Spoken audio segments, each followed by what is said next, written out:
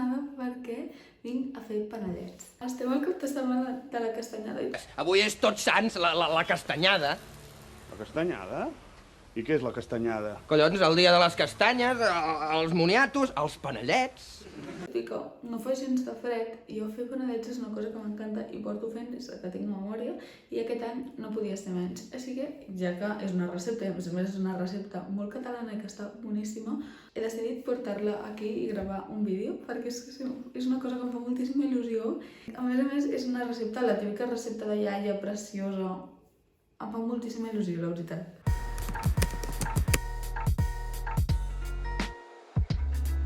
Els panellets és una recepta super senzilla, la veritat, no té gaire complicació i queden bons molt fàcilment, però sí que necessites temps. S'ha d'anar un dia a comprar els ingredients, l'altre dia s'ha de fer la pasta i ha de reposar aquesta pasta abans de fer les boles. Llavors, clar, és una cosa que s'ha de planificar amb una mica d'anticipació, però no ens preocupem.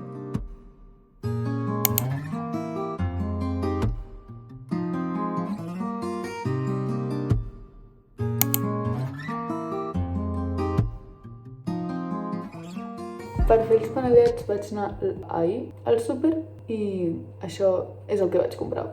Us faig un haul de la compra. Ametlla ratllada, que en necessitem 1 quilo, així que jo em vaig comprar 3 paquets de 400 que me'n sobraran 200, però no passa res, ja farem una altra cosa un altre dia, evidentment no en llançarem. Aquí els tenim. Després el que necessitem són 300 grams de patates, que són aproximadament unes 2 patates, 3 si són petites. Una altra cosa força indispensable són els 750 grams de sucre. Jo a vegades n'he fet servir una mica menys, perquè si no també són molt dolços, però ni de mal. Així que és molt important assegurar-se que en tinguem prou, perquè a vegades el sucre és una cosa que tenim a casa i no hi comptes en què et falta. I dius, no, sucre ja n'hi ha. Però és que 750 grams és quasi bé un paquet, que és d'1 quilo. Així que val la pena tenir-ho en compte. També necessitem 3 ous. No els farem servir sencers. Després ja necessitem la ratlladura d'una llimona i ja per últim, per fer uns bons panellets, el que necessitem són, doncs, un cop ja tinguem feta la massa, doncs posar-hi els toppings, els ingredients que més ens agradin. Jo sempre compro canyella, tinc ametlles però així com crocants per fer panellets d'ametlla, evidentment coco ratllat, que són els millors, i pinyons. Fa poc se'n parla de lo cars que són els pinyons,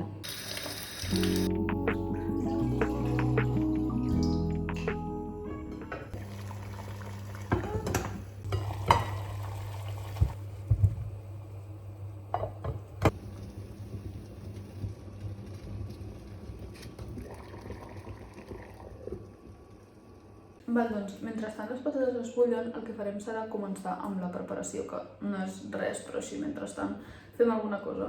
El que farem serà barrejar les ametlles amb el sucre. I amb la bàscula pesarem els 3 quarts de sucre. I jo per la mescla he fet servir aquests d'aquí, són sense gluten. I tot i que diu fruits secs, a la composició és almendra molida.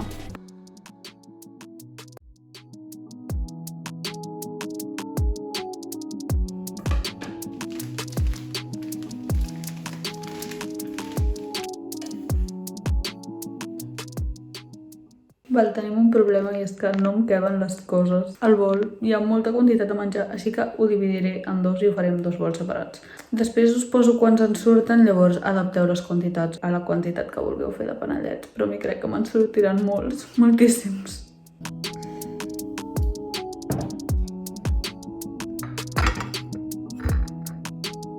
Val, doncs un cop ho tenim, el que hem de fer és pelar les patates, que ja es pela sol, en teoria.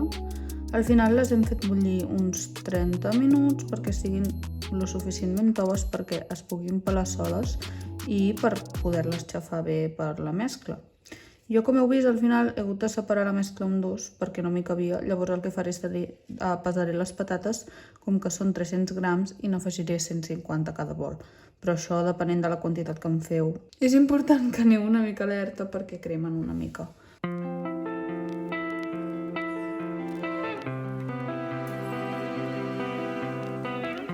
I ara ratllem la llimona tota sencera, intentant polir-la al màxim possible i no fer-se mal. I també faré el mateix, afegiré la meitat a cada una de les dues olles, dels dos bols, el que sigui, perquè si no, és que no m'hi cabia. Us recomano que feu la meitat de mescla.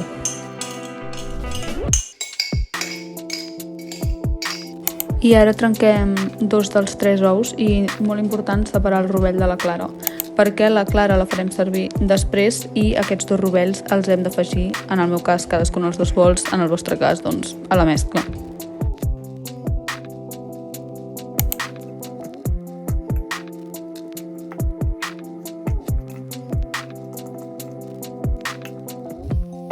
Més o menys aconseguir aquesta consistència que puguis agafar-la i ja no s'enganxi quasi bé, ni els dits ni enlloc. I ara ho guardem mínim 2 hores a la nevera. Si s'hi pot estar tota la nit, doncs molt millor, però si no, mínim 2 hores. 2 hours later. Doncs això ja està. I ara el que hem de fer és, amb les mans molt netes, hem d'anar fent les boletes dels panellets. Més o menys la mida dels panellets, perquè es coguin tots, si fa no fa igual, seria com la mida d'una nou, una mica més petita, i tampoc 100% rodós, perquè llavors enganxar-hi tots els tòpings és impossible. I agafeu-vos amb calma perquè n'hi ha per estona. Escolta, David, a tu els pinyons com se t'enganxen? I us en recordeu de la clara aquella que havíem guardat a la nevera? Doncs bé, ara és el moment de treure-la i vernissem tots els panellets per poder-hi enganxar el que vulguem.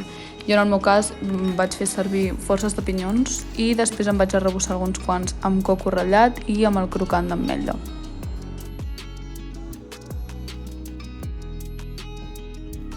I per últim els acabem de vernissar amb el rovell perquè...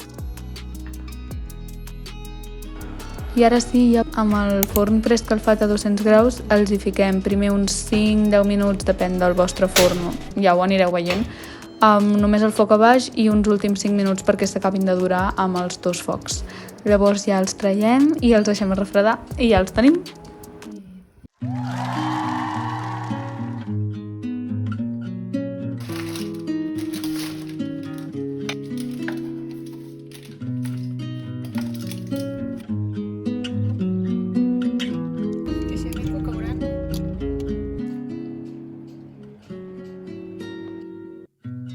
Busco ses paraules que s'emporta el vent. Busco ses brutícies que digueres fa temps. Busco ses mentides